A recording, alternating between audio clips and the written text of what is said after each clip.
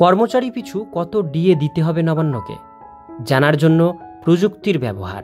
আজকে ভিডিওটির মধ্যে দিয়ে কি প্রযুক্তি ব্যবহার করা হচ্ছে ডিএ মাথাপিছু দেওয়ার জন্য সেই বিষয়ে আমরা আজকে আলোচনা করব। ভিডিওটির সঙ্গে থাকুন।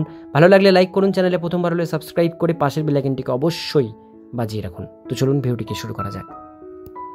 পশ্চিমবঙ্গ রাজ্যের সরকারি কর্মচারীদের মহার্ঘ ভাতা নিয়ে বড়সড় খবর এবার প্রকাশ্যে এলো। রাজ্য সরকারের তরফে এবারে কর্মচারীদের বকেয়া মহার্ঘ ভাতার অংশ দেওয়ার উদ্যোগ নেওয়া হচ্ছে। সুপ্রিম কোর্টের নির্দেশ অনুসারে পশ্চিমবঙ্গ রাজ্য সরকারকে তার কর্মচারীদের তার বকেয়া মহার্ঘ ভাতার 25% মেটাতে হবে। গত 16 মে 2025 তারিখে এমনই নির্দেশ দেওয়া হয় সুপ্রিম কোর্টের সঞ্জয় করল ও সন্দীপ মেহতার বেঞ্চের তরফে। নবান্নের তরফে এই বিষয়ে আদালতের সিদ্ধান্তকে মেনে নিয়ে আরও এক ধাপ অগ্রসর হওয়ার খবর পাওয়া গেল।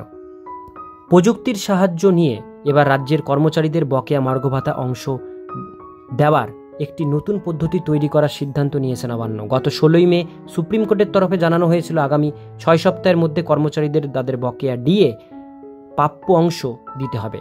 এর পাশাপাশি নির্দেশ দেওয়ার 4 সপ্তাহের মধ্যেই এই বকেয়া মেটানোর পদক্ষেপের অগ্রগতি প্রকৃতির কথা পেশ করতে হবে আদালতের সামনে। সম্প্রতি ভারতীয় শীর্ষ আদালতের নির্দেশ অনুসারে দুটি দিক বজায় রেখে কার্যক্রম এগোচ্ছে নবান্ন। প্রযুক্তির সাহায্যে সম্পূর্ণ প্রক্রিয়াটি দেখভাল করা হবে বলে জানা যাচ্ছে। এর জন্য একটি বেসরকারি সংস্থাকে প্রযুক্তিগত সেই পদ্ধতি নির্মাণের দায়িত্ব দেওয়া হচ্ছে।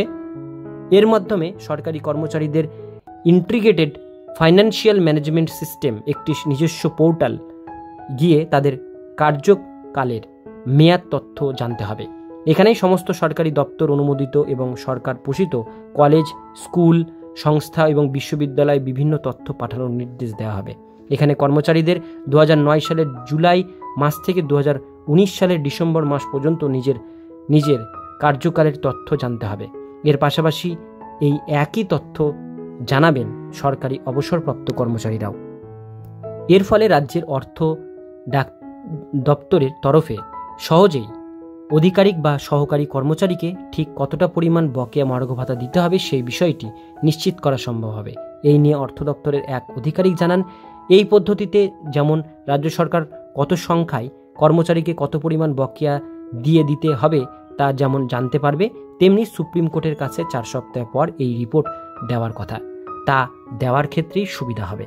সুপ্রিম কোর্টের নির্দেশ অনুসারে জারি হওয়া 6 সপ্তাহের মধ্যে অর্থাৎ আগামী 27 জুনের মধ্যেই সমস্ত সরকারি কর্মচারী এবং অবসরপ্রাপ্ত কর্মীদের বকেয়া ডিএ পাঠিয়ে দিতে হবে রাজ্য সরকারকে। এই বিষয়কে এক প্রকার সরকারি কর্মচারীদের জয়ী হিসেবেই দেখছেন বেশিরভাগ কর্মচারী। শেষ আদালতের এই নির্দেশ কার্যকর হওয়ার বিষয়ে যথেষ্ট পরিমাণে আশাবাদী সরকারি কর্মচারীরা।